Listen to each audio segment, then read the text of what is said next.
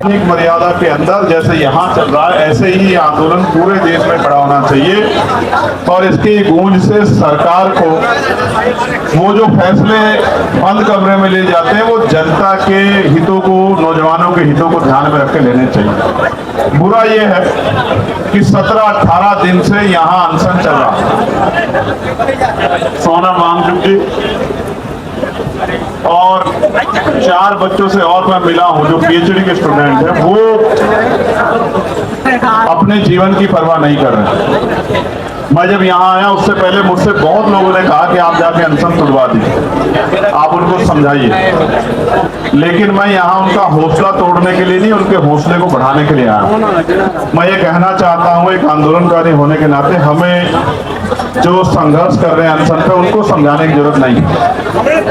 हमें सरकार से सवाल पूछने की और सरकार को समझाने की आवश्यकता है और समझना सरकार को पड़ेगा। मैं एक अनुभव आपके सामने साझा करता हूँ। मैं भूख हड़ताल पे अक्सर क्यों नहीं जाता, हालांकि देश में ये एक बहुत अच्छा तरीका आजादी से पहले से ये फॉलो हुआ है। मैं जब 2 अप्रैल का आंदोलन हुआ तो मैं जेल में था, तो मुझे लगा कि मैं भूख हड़ताल पे जाके अपनी बात को, अपने आंदोलन को मजबूत कर सकता हूँ। तो मैं 6 तारीख से भूख हड़ताल पे चला गया और ये मेरा पहली बार था कि भूख हड़ताल का अनुभव। मैं लगातार 8 डिक्टेटरशिप वाली सरकारों में नहीं, इसलिए मैंने उसके बाद कभी कोई भूख हड़ताल नहीं की। लेकिन अब जब मैंने इनको देखा, सब लोगों को अपनी जान की बाजी लगाते हुए, तो मैं छोड़िए मेरे जैसा एक भी आदमी घर नहीं रहना चाहता, वो इस आंदोलन में हिस्सेदार बन के इस आंदोलन को आगे बढ़ाना चाहता। जब मुझे 8 दिन हो गए तो मुझे एक शख्स ने कहा ये इनको भी काम आएगा।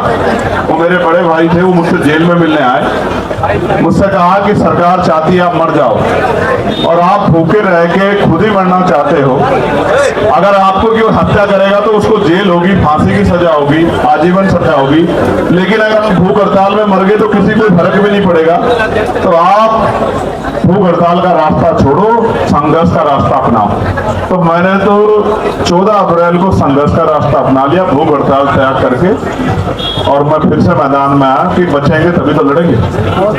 लेकिन मैं चाहता था कि सोनम भाई जो देश की धरोहर है, एक महान वैज्ञानिक हैं, पर्यावरण के हैं, उनके जीवन कीमती है। मेरे बहुत सारे साथियों ने कहा कि उनसे कहिए कि वो अनशन तोड़े, लेकिन जब मैं उनसे मिला और मैंने उनकी बहादुरी को महसूस किया तो मैं दिल से कहता हूँ कि घमंड, अनशन नहीं टूटेगा, इस सरकार का घमंड टूटेगा। 20 तारीख को मेरी बात को आप और आंदोलन होगा। उस आंदोलन में सबसे बड़ा सहयोग हमारा होगा, युवाओं का होगा, और इतना बड़ा आंदोलन होगा कि सरकार